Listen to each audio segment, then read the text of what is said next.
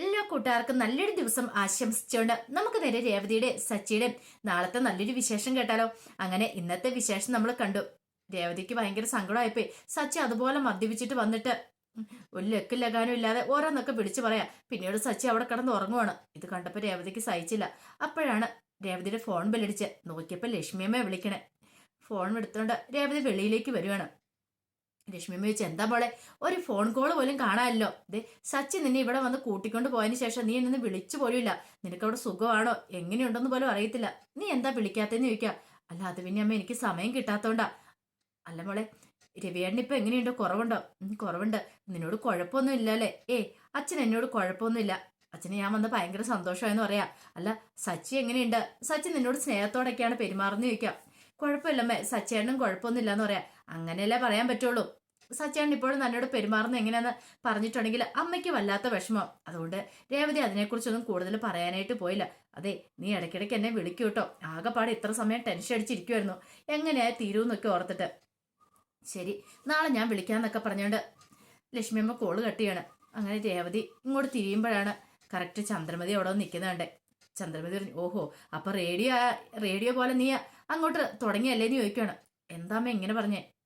അല്ല നീ ഇവിടെ നടക്കുന്ന കാര്യങ്ങളെല്ലാം കൂടി വിളിച്ചു പറയുന്നുണ്ടല്ലോ, നിനക്ക് നാണം ഉണ്ടോന്ന് ചോദിക്കുകയാണ്. ഇത് കേട്ടത് രേവതി പറഞ്ഞു, അമ്മ ഞാനൊന്നും പറഞ്ഞില്ല, നീ കൂടുതലൊന്നും പറയണ്ട, എല്ലാം മനസ്സിലായി. നിന്റെ വീട്ടിലേക്ക് ഇവിടെ നടക്കുന്ന കാര്യങ്ങളെല്ലാം വിളിച്ചു പറയും. പിന്നീട് ഓരോ പ്രശ്നങ്ങളുണ്ടാവും, എല്ലാം സച്ചിയുടെ ചെവിയിലും എത്തും. സച്ചി ഇവിടെ വന്ന് കിടന്ന് ബഹളം ഉണ്ടാക്കും. ഇതൊക്കെ എല്ലാവരും ഇവിടെ നടന്നുകൊണ്ടിരിക്കണം എന്ന് ചോദിക്കാം. അമ്മേ ഞാൻ അങ്ങനെയൊന്നും പറഞ്ഞിട്ടില്ല എന്ന് പറയാ. നീ കൂടുതലൊന്നും പറയണ്ട. രവിയേട്ടന് നിന്നോടൊരു കാരുണ്യം തോന്നിയോട് മാത്രം നീ ഇങ്ങോട്ട് വന്ന. സ്വന്തം ഭർത്താവിന് പോലും വേണ്ടല്ലോടി നിന്നെ. 4 കാലമല്ലേ അവൻ കയറി വന്നിരിക്കുന്നേ. എന്നിട്ടോ നിന്നെ അവനെ കണ്ണെടുത്താൽ കാണത്തില്ല. എന്നിട്ട് വലിയ ന്യായം കളിച്ചിട്ട് അവളോ നിൽക്കുന്നു. അതെ ഭർത്താവിന് പോലും വേണ്ടെങ്കിൽ ഇവിടെ നിൽക്കാതെ ഉള്ള നേരത്തെ നീ നിന്റെ വീട്ടിലേക്ക് പോകാൻ നോക്കാൻ പറയണം. ഇത് കേട്ടാ രേവതി പറഞ്ഞു, അമ്മ ഇങ്ങനെയൊന്നും പറയില്ലെന്ന് പറയണം. പിന്നെ എങ്ങനെ പറയണം? ഞാൻ പറയാനുള്ള പറഞ്ഞു. മര്യാദയാണ് മര്യാദ. ഉള്ള നേരത്തെ പോവുകയാണെങ്കിൽ നിനക്ക് ജീവനം കൊണ്ട് പോകാൻ പറ്റും. അല്ലെങ്കിൽ ഇവിടെ കിടന്ന് നീ കഷ്ടപ്പെടുവാണെന്ന് പറയണം എന്നും പറഞ്ഞ് ചന്ദ്രമതി അങ്ങോട്ട് കയറിപ്പോയപ്പോ രേവതിക്ക് വല്ലാത്ത സങ്കടമായി. രേവതി കൂടുതലൊന്നും മിണ്ടിയില്ല. പിന്നീട് പിറ്റേ ദിവസം രാവിലെ ആയപ്പം ശ്രുതിക്കുള്ള ചോറൊക്കെ പൊതിഞ്ഞു കെട്ടിക്കൊണ്ടിരിക്കുകയാണ് ചന്ദ്രമതി. ഈ സമയത്ത് ശ്രുതി എന്ത് ചെയ്യുവാണ്? പാല് ചൂടാക്കിക്കൊണ്ടിരിക്കുക. പെട്ടെന്ന് ചന്ദ്രമതി ചോദിച്ചു, അല്ല മോളെ ഇതെന്താ രാവിലെ പാല് ചൂടാക്കുന്നേ? ഇന്ന് ABC ജ്യൂസ് ഉണ്ടോ ഉണ്ടാക്കുന്നില്ലേന്ന് ചോദിക്കാം. ഇന്ന് അത് വേണ്ടമ്മേന്ന് പറയണം. അതെന്താ മോളെ അങ്ങനെ? ഇന്നേ ഒരു മിൽക്ക് ഷേക്ക് രാവിലെ ഉണ്ടാക്കി കൊടുക്കാം. കാരണം ബദാമും അതൊക്കെ ഇട്ട് ഉണ്ടാക്കുന്ന മിൽക്ക് ഷേക്ക് നല്ല ടേസ്റ്റ് ആയിരിക്കും എന്ന് പറയണം. ആഹാ അത് കൊള്ളാലോ. എന്ന് നമ്മൾ ABC ജ്യൂസ് കുടിച്ചാൽ കൊള്ളത്തില്ല. ഇതാകുമ്പം രാവിലെ തൊട്ട് ഉച്ച വരെയെങ്കിലും നമുക്ക് നല്ല ഉന്മേഷത്തോടെ ഇരിക്കാൻ പറ്റുമെന്ന് പറയണം. ഇത് ശ്രുതിക്ക് വേണ്ടി ഞാൻ സ്പെഷ്യലായിട്ട് ഉണ്ടാക്കുന്ന, അമ്മയ്ക്കും തരാം, നമുക്ക് കഴിക്കാമെന്ന് പറയണം. അപ്പോഴേക്കും അങ്ങോട്ട് ശ്രുതി വന്നിട്ട് ചന്ദ്രമതി വിളിച്ചു, അമ്മേ ഇത് ചോറൊക്കെ എടുത്തോന്ന് ചോദിക്കുകയാണ്. ചോറെടുത്തോണ്ടിരിക്കുവാന്ന് പറയണം. പെട്ടെന്ന് ശ്രുതി പറഞ്ഞു, ഇതേ ഞാൻ നിനക്ക് വേണ്ടിയിട്ട് ഒരു മിൽക്ക് ഷേക്ക് ഉണ്ടാക്കുന്നുണ്ടെന്ന് പറയാം. വേണ്ട അതിനൊന്നും സമയമില്ല, എന്നെ വെയിറ്റ് ചെയ്ത് ക്ലയന്റ് അവിടെ നിൽക്കുമെന്ന് പറയാം. ഇത് കേട്ടാൻ ചന്ദ്രമതി ശ്രുതിനെ ഇങ്ങനെ നോക്കുവാണ്. ശ്രുതി പെട്ടെന്ന് ഒന്ന് ചമ്മിപ്പോയി. കാരണം ജോലിയില്ലെന്നുള്ള കാര്യം ചന്ദ്രമതിക്ക് അറിയാലോ. ശ്രുതി പെട്ടെന്ന് പറഞ്ഞു, അമ്മ ചോറ് താ, ഞാൻ പോവാന്ന് പറയണം. ശ്രുതി പറഞ്ഞു, എന്താ ശ്രുതി ഇങ്ങനെയൊക്കെ? ഇത് കുടിച്ചിട്ട് നിനക്ക് പോയാൽ പോരെന്ന് ചോദിക്കേ. അത് പറ്റില്ല, എനിക്ക് സമയമില്ല എന്ന് പറയാം. എന്റെ മോളെ അവൻ പോട്ടെ, അവൻ ഇച്ചിരി തിരക്ക് കൂടുതലുള്ള ആളല്ലേ എന്ന് പറയണം. എന്നാ ചോറെന്ന് പറഞ്ഞുകൊണ്ട് ചോറങ്ങെടുത്ത് കൊടുക്കുകയാണ്. ചോദിച്ചു, അതേ മുട്ട വെച്ചിട്ടുണ്ടോ? മുട്ടയൊക്കെ വെച്ചിട്ടുണ്ട്, നന്നായിട്ട് പോയിരുന്ന് കഴിച്ചിട്ട് വരാൻ പറഞ്ഞിട്ട് അങ്ങോട്ട് കൊടുത്തു വിടുകയാണ്. അങ്ങനെ പോയി കഴിഞ്ഞപ്പോഴത്തേനും ശ്രുതി പറഞ്ഞു, ഇതേ ശ്രുതി പണ്ടത്തെ പോലെയൊന്നും അല്ല. ആദ്യമൊക്കെ എനിക്ക് നല്ല ടെൻഷൻ ഉണ്ടായിരുന്നു എങ്ങനെയായി തീരുമെന്ന്. എന്തായാലും ഈ ഷോറൂമിൽ പോകാൻ തുടങ്ങിയപ്പോഴും നല്ല മാറ്റമുണ്ട്. അവിടെ തന്നെ പിടിച്ചിരുന്ന് ജോലി ചെയ്യുന്നുണ്ടല്ലോ, ഇനി കുഴപ്പമില്ല, അവിടെ തന്നെ ജോലി ചെയ്യുന്നുണ്ട്, ഇനി ഒരു മാനേജറൊക്കെ ആയിട്ട് വരാൻ പറ്റും എന്നൊക്കെ പറയാം. ഇത് കേട്ട് കഴിഞ്ഞപ്പോഴത്തേനും ചന്ദ്രമതി ചോദിച്ചു, അവനോന്ന് ചോദിക്കണം. അന്തമ്മ അങ്ങനെ പറഞ്ഞേ? ശ്രുതിക്ക് ഇപ്പൊ ഈ ചെയ്യുന്ന ജോലി ഇഷ്ടമുള്ള ജോലിയാ അവൻ ചെയ്തുകൊണ്ടിരിക്കുന്നത്, അതല്ലേന്ന് ചോദിക്കുക. അതെ അവന് ഭയങ്കര ഇഷ്ടപ്പെട്ട ജോലി ഇപ്പൊ അവൻ ചെയ്തുകൊണ്ടിരിക്കുന്നത്. ഈ ജോലി തന്നെ തുടരുവാണെങ്കിൽ അവൻ മാനേജറല്ല, അതിന് മേലെ പോകുന്നു പറയാണ്. ചന്ദ്രമതി അർത്ഥം വെച്ച് പറഞ്ഞാന്നുള്ള കാര്യം ശ്രുതിക്ക് മനസ്സിലായില്ല. ശ്രുതി അവിടെ പാല് തിളപ്പിക്കുക. ഈ സമയത്ത് ശ്രുതി എന്ത് ചെയ്യും, പുറത്തേക്ക് അങ്ങോട്ട് ഗേറ്റ് കടന്നങ്ങോട്ട് പോവാണ്. ഗേറ്റ് കടന്നങ്ങോട്ട് പോയപ്പോഴാണ് അങ്ങോട്ടേക്ക് നവീൻ വരുന്നത്. നവീൻ അങ്ങോട്ട് കയറി വരുവാണ്. നവീൻ നോക്കി, വീടൊക്കെ ഇത് തന്നെ. അങ്ങനെ അകത്തേക്ക് കയറി വന്ന് കോളിംബെൽ അടിച്ച് കഴിഞ്ഞപ്പോഴത്തേനും രേവതിയാണ് പോയി കഥ തുറക്കുന്നത്. ആരാന്ന് ചോദിക്കുകയാണ്. അതെ ഞാൻ കൊറിയർ ഓഫീസിൽ നിന്ന് വരുന്ന, ശ്രുതി ഇവിടെ ഇല്ലേന്ന് ചോദിക്കുക. ഉണ്ട്, ഒന്ന് വിളിക്കുമോന്ന് ചോദിക്കുകയാണ്.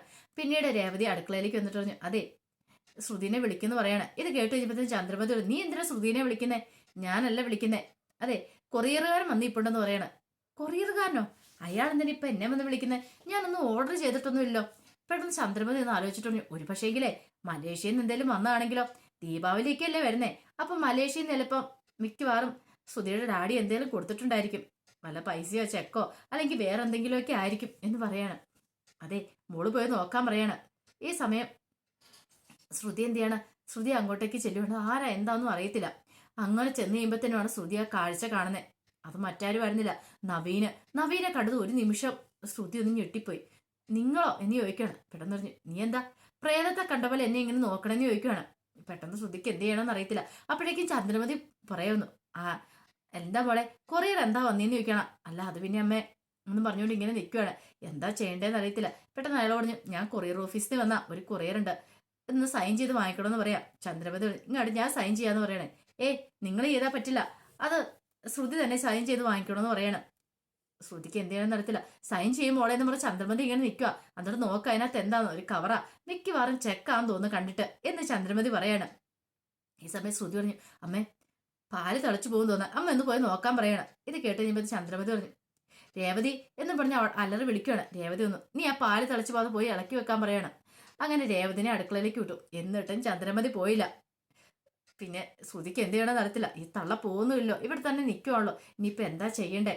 അങ്ങനെ ആ കവർ അങ്ങോട്ട് വാങ്ങിച്ചു. ആ കവർ മേടിച്ചപ്പം പെട്ടെന്ന് ചന്ദ്രമതി മോളെ പൊട്ടിച്ചു നോക്കാൻ പറയണേ. ഇത് ATM കാർഡ് ഞാൻ അപ്ലൈ ചെയ്തിട്ടുണ്ടായിരുന്നമ്മേ, അതായിരിക്കും എന്ന് പറയാം, ATM കാർഡ് ആയിരിക്കും എന്ന് പറയാം. അമ്മ ഒരു കാര്യം ചെയ്യാം, ചിലപ്പോൾ രേവതി ചിലപ്പോൾ അവിടെ നിന്ന് ഇട്ടിട്ട് അങ്ങോട്ടും ഇങ്ങോട്ടും പോവായിരിക്കും. അമ്മ ചെന്ന് ആ പാല് നോക്ക്, അത് കൃത്യമായിട്ട് അതിന്റെ കണക്കിന് തിളപ്പിച്ചെടുത്തില്ലെങ്കിലേ അത് പിന്നെ കൊള്ളത്തില്ല എന്നൊക്കെ പറയണം. ഇത് കേട്ട ചന്ദ്രമതി വിശ്വസിച്ച് ചന്ദ്രമതി അടുക്കളയിലേക്ക് അങ്ങോട്ട് കയറി പോവാണ്. ആ സമയത്ത് ശ്രുതി ഇങ്ങനെ രൂക്ഷയുടെ നവീനെ നോക്കണം. നവീൻ ചോദിച്ചു, നീ എന്താ ഇങ്ങനെ നോക്കണേ? നിങ്ങൾ എന്തിനാ ഇപ്പൊ ഇങ്ങോട്ട് വന്നേന്ന് ചോദിക്കാം. ഞാൻ വന്ന് എന്തിനാ നിനക്ക് അറിയണല്ലേ? അതെ, നീ 50,000 രൂപ എല്ലാ മാസം തരാന്ന് പറഞ്ഞിട്ടുണ്ട്, നീ എനിക്ക് തന്നോന്ന് ചോദിക്കാം. അത് പിന്നെ എന്റെ ഈ പൈസ ഇല്ല, ഇപ്പൊ ബ്യൂട്ടി പാർലർ പോലും എന്റെ സ്വന്തമല്ല, അത് നിനക്ക് അറിയാവുന്ന കാര്യമല്ലേ, നിങ്ങളോട് ഞാൻ പറഞ്ഞല്ലേ നിൽക്കും. അതൊന്നും എനിക്ക് അറിയേണ്ട കാര്യമില്ല. നീ കാരണം എന്റെ ജോലിയും പോയി, എന്റെ കുടുംബവും നഷ്ടപ്പെട്ട് എനിക്ക് പണം കിട്ടണമെന്ന് പറയാം, അല്ല ഞാൻ പോകത്തില്ലെന്ന് പറയാം. ദേ നവീനെ വെറുതെ ഇവിടെ നിൽക്കണ്ട, നിന്നോണ്ട് എന്റെ ഈ പണമില്ല, എന്റെ തരാനില്ല എന്ന് പറഞ്ഞില്ലേ? ഇത് കേട്ടൻ പറഞ്ഞു, അതൊന്നും എനിക്ക് അറിയേണ്ട കാര്യമില്ല. അതെ, നാളെ 7 മണിയാകുമ്പോഴത്തേനും എനിക്ക് പണം കിട്ടിയിരിക്കണം. 7 മണിക്ക് ശേഷം 10 മിനിറ്റ് പോലും ഞാൻ താമസിക്കില്ല. അങ്ങനെ താമസിച്ചുകൊണ്ട് ഞാൻ ഇങ്ങോട്ടേക്ക് ഒരു വരൂ. പിന്നെ നീ ആരാന്നുള്ള കാര്യം, ഈ കല്യാണി ആരാന്നുള്ള കാര്യം ഞാൻ അങ്ങോട്ട് പറയും, അത് വേണോന്ന് ചോദിക്കുകയാണ്. ഇത് കേട്ടും ശ്രുതി പറഞ്ഞു, ഇപ്പൊ തൽക്കാലത്തേക്ക് പോ, നാളത്തെ കാര്യമില്ലേ ഞാൻ എങ്ങനെയാലും സെറ്റ് ചെയ്യാം എന്ന് പറയാണ്. എന്ന് പറഞ്ഞിട്ട് ശ്രുതിയാണെങ്കിൽ അകത്തേക്ക് തിരിയുക. അപ്പൊ അയാൾ അങ്ങോട്ടെങ്കിലും ഇറങ്ങിപ്പോയി. അങ്ങനെ അകത്തേക്ക് ഒന്ന് തിരിയുമ്പോഴേക്കാണ് രേവതി അവിടെ നിൽക്കുന്നുണ്ട്. ഒരു നിമിഷം ശ്രുതി ഒന്ന് ഞെട്ടിപ്പോയി. രേവതി ചോദിച്ചു, അല്ല ഞാൻ അമ്മയോട് പോയി പറയണമെന്ന് ചോദിക്കുകയാണ്. എന്ത്?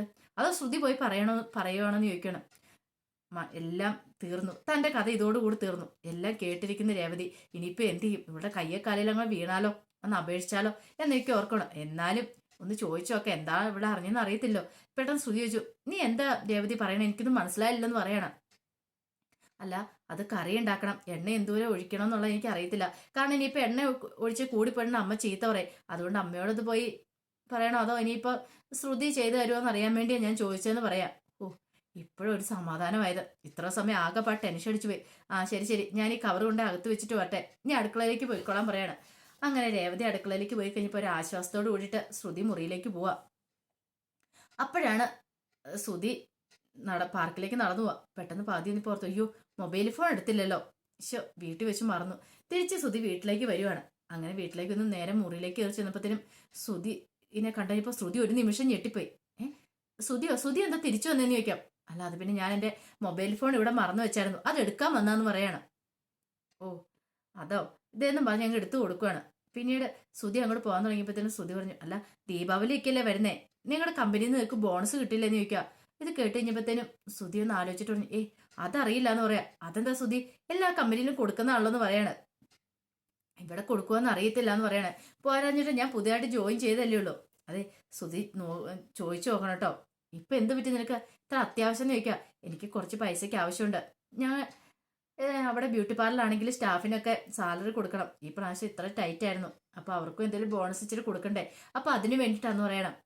ഇത് കേട്ടുകഴിഞ്ഞപ്പോൾ ശ്രുതി പറഞ്ഞു, ആ ഞാനൊന്ന് നോക്കട്ടെ എന്നൊക്കെ പറഞ്ഞ് പുറത്തേക്ക് ഇറങ്ങുവാണ്. ആ സമയം ചന്ദ്രമതി അത് കേട്ടോണ്ട് അവിടെ നിൽക്കുന്നുണ്ടായിരുന്നു. ചന്ദ്രമതിയെ കണ്ടു ശ്രുതി പറഞ്ഞു, അമ്മ ഇങ്ങോട്ട് വരാനും പറഞ്ഞുകൊണ്ട് ആ കയ്യെ പിടിച്ച് വലിച്ചുകൊണ്ട് അങ്ങോട്ട് പോവാണ്. എന്താടാ അമ്മയുടെ പൈസ വല്ലതും ഉണ്ടോയെന്ന് ചോദിക്കുകയാണ്. എവിടുന്ന്? അല്ലമ്മേ അവൾക്ക് പൈസ ചോദിച്ചു, പൈസ കൊടുക്കണം, ഞാൻ എവിടുത്തിട്ട് കൊടുക്കാനാണ് എനിക്ക് ചോദിക്കുക. കഴിഞ്ഞ മാസം സാലറി എന്നൊക്കെ പറഞ്ഞുകൊണ്ട് ഞാൻ അയാളുടെ കയ്യിൽ നിന്നാണ് പൈസ മേടിച്ചേ, എൻ്റെ ഫ്രണ്ടിൻ്റെ കയ്യിൽ നിന്ന്. ഇനി എങ്ങനെ ഞാൻ ദീപാവലിയുടെ ബോണസ് കൊടുക്കുന്നേ? ദീപാവലിയുടെ ബോണസ് എന്ന് പറഞ്ഞിട്ട് കൊടുക്കാൻ പറ്റുമോ? ഒന്നും രണ്ടും രൂപയല്ലല്ലോ, ഒരു മാസത്തെ സാലറിയുടെ പകുതിയെങ്കിലും വരത്തില്ലേ, ഞാൻ എവിടെ നിന്ന് എടുത്തിട്ട് കൊടുക്കാനെന്നിരിക്കുക. എടാ ഇതാ നിന്നോട് പറഞ്ഞ് വല്ല ജോലിക്കും കൂലിക്ക് പോകണമെന്ന്, ഇതൊന്നും ഇല്ലാതെ. അമ്മേ പ്ലീസ് അമ്മേ എവിടെ നേരം ഉണ്ടാക്കി താമേ. അമ്മേ ബാമാൻറ്റിയോട് ഒന്ന് വിളിച്ചു നോക്കിയേ, ചിലപ്പോൾ അവിടെ ചിലപ്പോൾ കാണുമായിരിക്കും, ഒന്ന് വിളിച്ചു നോക്കിയിട്ട് ഉണ്ടെങ്കിൽ താമേ, അല്ല ഞാൻ പെട്ടുപോകുന്നു പറയണം. അവസാനം ചന്ദ്രമതി പറഞ്ഞു, ഞാൻ നോക്കട്ടെ എന്നൊക്കെ പറയാണ്. അങ്ങനെ ശ്രുതി അങ്ങ് പോവാണ്. പിന്നീട് ചന്ദ്രമതി നേരെ ബാമനെ കാണാനായിട്ട് ചെല്ലുക. ബാമനെ കാണാൻ ചെന്ന് കഴിഞ്ഞപ്പോഴത്തേനും ബാമ പറഞ്ഞു, നീ എന്താ എന്നോട് അത്യാവശ്യമായിട്ട് കാണണമെന്ന് പറഞ്ഞെന്ന് ചോദിക്കുക. അതെ എനിക്ക് ചില പ്രശ്നങ്ങളൊക്കെ ഉണ്ടെന്ന് പറയാ. നിന്റെ പ്രശ്നങ്ങൾ എന്ന് തീരും എൻ്റെ ചന്ദ്രേ? നിനക്ക് എപ്പോൾ കണ്ടാലും ഓരോ പ്രശ്നങ്ങളല്ലേ ഉള്ളൂ, അതെങ്ങനെയാ? നിന്റെ കയ്യിൽ പത്രം നല്ല ആളോ എന്ന് പറയണം. അതെ അങ്ങനെയൊന്നും പറയരുത് ബാമേ, നിനക്കറിയാലോ എൻ്റെ കഷ്ടപ്പാടുകളും വേദനകളും എത്ര മാത്രമാണ്. ഇപ്പാണ് പുതിയൊരു പ്രശ്നം വന്നിരിക്കുക. എന്ത്? നിന്റെ പൈസ ഉണ്ടോയെന്ന് ചോദിക്കുകയാണ്. ഇതാണ് നിന്റെ പ്രശ്നം? അതേന്നേ, ശ്രുതി കുറച്ച് പൈസ ചോദിച്ചു, ശ്രുതിക്ക് കൊടുക്കാൻ വേണ്ടിട്ട്. ദീപാവലിയൊക്കെയല്ലേ വരുന്നേ, അതിന് അവന് ജോലിയൊന്നും ഇല്ലാതെ നടക്കുമല്ലേ, അവൻ്റെ കയ്യിൽ എവിടുന്ന പൈസ ഇരിക്കുന്നേ, അപ്പൊ അതുകൊണ്ടാന്ന് പറയണം. ഒരു 19,000 രൂപയെങ്കിലും വേണമായിരുന്നു പറയണം. 50,000 രൂപയോ? ഇതെവിടുന്ന് 50,000 രൂപ? എൻ്റെ കയ്യിൽ അത്ര പൈസ ഒന്നും ഇല്ലാന്ന് പറയണം. ഇതേ നീ എങ്ങനെയെങ്കിലും ഒന്ന് ഹെൽപ്പ് ചെയ്യന്നെ. ഇതേ എൻ്റെ ഈ പൈസ ഒന്നും ഇല്ല, ആകപ്പാടെ 25,000 രൂപ കാണുമെന്ന് പറയണം. അന്നെങ്കിൽ ഉള്ളതാട്ടെ, അതെങ്കിലും താന്ന് പറയണം. ഇപ്പൊ പൈസ എന്തിനാ? ശ്രുതി ചോദിച്ചിട്ടാ, ശ്രുതിക്ക് എന്തോ ആവശ്യമുണ്ടെന്ന്. അപ്പൊ ശ്രുതിയോട് കൊടുക്കാൻ പറഞ്ഞു. അപ്പൊ ശ്രുതിക്കാണെങ്കിൽ വല്ല പൈസയും കയ്യിലുണ്ടോ? അവന് ജോലിയും കൂലിയില്ലെന്നുള്ള കാര്യമൊന്നും ശ്രുതിക്ക് അറിയില്ലോ എന്ന് പറയണം. അപ്പൊ ഇനി എന്ത് ചെയ്യും? എന്ത് ചെയ്യാനാ? ഒരു കാര്യം ഞാൻ പറഞ്ഞേക്കാം, എത്രയും പെട്ടെന്ന് തന്നെ ശ്രുതിയോട് ജോലി അന്വേഷിച്ച് കണ്ടുപിടിക്കാൻ പറ. ഇങ്ങനെ പോയിട്ടുണ്ടെങ്കിൽ ശ്രുതി ജോലിയും കൂലിയും ഇല്ലാതെ നടക്കും. അറിയാലോ പിന്നെ എന്താ സംഭവിക്കാൻ പോകുന്നതെന്ന്. അവസാനം കള്ളത്തരം കണ്ടുപിടിച്ചിട്ടുണ്ടെങ്കിൽ അവന്റെ കാര്യത്തിൽ ഒരു തീരുമാനമാവെന്ന് പറയണം. പിന്നീട് പൈസ എടുത്തിട്ട് കൊടുക്കണം. പൈസ എടുത്തിട്ട് കൊടുത്തു കഴിഞ്ഞിട്ട് ബാമ പറഞ്ഞു, അല്ല നീ എന്തിനാ ഇത്ര കഷ്ടപ്പെടുന്നേ? നിന്റെ ഇപ്പോഴും വന്നേക്കുന്ന മരുമോളുണ്ടല്ലോ, അവള് വലിയ ക്യാഷുകാരിയാന്ന് പറയണം. ക്യാഷുകാരിയോ? അതേന്നേ, അവൾ ഇഷ്ടം പോലെ പണമുള്ള വീട്ടിലൊരു പെണ്ണാന്ന് പറയണം. ഇതൊക്കെ ഞാൻ അറിഞ്ഞ കഴിഞ്ഞ ദിവസം ഞാൻ എൻ്റെ ബന്ധുവീട്ടിൽ പോയിട്ടുണ്ടായിരുന്നു. അപ്പൊ അവരാണ് പറഞ്ഞത്, അവിടെ വീടിൻ്റെ അടുത്താ ഇഷ്ടംപോലെയൊക്കെ റബ്ബർ തോട്ടവും കാര്യങ്ങളും വലിയ വലിയ വീടുകളും എല്ലാം ഉണ്ട്. 2-3 വീടൊക്കെ വാടകയ്ക്ക് കൊടുത്തിട്ടുണ്ട്. അത്ര വലിയ സെറ്റപ്പ് ഉള്ളതെന്ന് പറയണം. ആഹാ അത് കൊള്ളാലോ. അങ്ങനെയാണ് ചന്ദ്രേ, നീ ഇങ്ങനെ ഈ പൈസയ്ക്ക് വേണ്ടി അറിഞ്ഞിരിഞ്ഞ് നടക്കേണ്ട കാര്യമുണ്ടോ? അവളുടെ വീട്ടിൽ നിന്ന് ഇഷ്ടംപോലെ പൈസ കിട്ടുമല്ലോ, പിന്നെ നീ എന്തിനാ ബുദ്ധിമുട്ടുന്നേ? എത്രയും പെട്ടെന്ന് അവരെ വീട്ടിലേക്ക് വിളിച്ചോണ്ട് വരാൻ നോക്ക്. അവര് വീട്ടിലേക്ക് വന്നാലേ നിനക്കൊരു രക്ഷയുള്ളൂ. പിന്നെ നീ വിളിച്ചോണ്ട് വരുവാണെങ്കിൽ അതിൻ്റെ ഒരു ക്രെഡിറ്റ് നിനക്ക് കിട്ടുകയും ചെയ്യും. നിന്നോട് അവൾക്ക് സ്നേഹമായിരിക്കും താനും. അതുകൊണ്ട് നീ എത്രയും പെട്ടെന്ന് തന്നെ വിളിച്ചോണ്ട് വരാൻ നോക്ക്. ദേ ഞാൻ കൊണ്ടുവന്ന മരുമോളെ പോലെ തന്നെയാ ദേ ഇവളെന്ന് പറയാണ്. നല്ല ക്യാഷ് ടീമാന്ന് പറയണം, ശ്രുതിനെ പോലെ തന്നെ. അതുകൊണ്ട് അവളെ നമ്പി നിൽക്കുവാണെങ്കിൽ നിനക്ക് അതുകൊണ്ട് കാര്യമുണ്ടെന്ന് പറയാം. ഇത് കേട്ടതും ചന്ദ്രമതിക്ക് തോന്നി ബാമ പറയുന്നതിൽ എന്തോ കാര്യമുണ്ടെന്ന്. അങ്ങനെ ബാമയോട് പറഞ്ഞു, ശരി എന്നാൽ ഞാൻ ഇറങ്ങിയേക്കുക എന്നൊക്കെ പറഞ്ഞുകൊണ്ട് ചില തീരുമാനങ്ങളൊക്കെ എടുത്താണ് ചന്ദ്ര അവിടെ നിന്ന് ഇറങ്ങുന്നത്. അപ്പൊ അതിന്റെ വിശേഷങ്ങളൊക്കെയാണ് നമ്മൾ നാളെ കാണാനായിട്ട് പോകുന്നത്. അപ്പൊ എല്ലാ ദിവസവും വൈകുന്നേരമാണ് ഞാൻ ഒറിജിനൽ വിശേഷം ഇട്ടുകൊണ്ടിരുന്നത്. ഇനിയിപ്പോൾ വൈകുന്നേരത്തെ മാറ്റിയത് ഉച്ചക്കത്തേക്ക് ആക്കുക കേട്ടോ. അപ്പൊ എല്ലാ ദിവസവും ഉച്ചയ്ക്കായിരിക്കും നാളത്തെ ഒറിജിനൽ വിശേഷം വരുന്നത്. അതുകൂടാതെ ഇതിനു മുമ്പ് തന്നെ 1:30-2 മണിക്കുള്ളിൽ തന്നെ ഞാൻ രേവതിയുടെ സച്ചിയുടെ ഒക്കെ ഇതിന് ശേഷമുള്ള പുതിയ പുതിയ വിശേഷങ്ങളൊക്കെ ചാനലിനകത്ത് അപ്ലോഡ് ചെയ്യുന്നുണ്ട് കേട്ടോ. അതും മറക്കാതെ കയറി എല്ലാവരും കാരണം കേട്ടോ. ഒരിക്കൽ കൂടി എല്ലാവർക്കും നല്ലൊരു ദിവസം ആശംസിച്ചുകൊണ്ട് നിർത്തുന്നു. നന്ദി.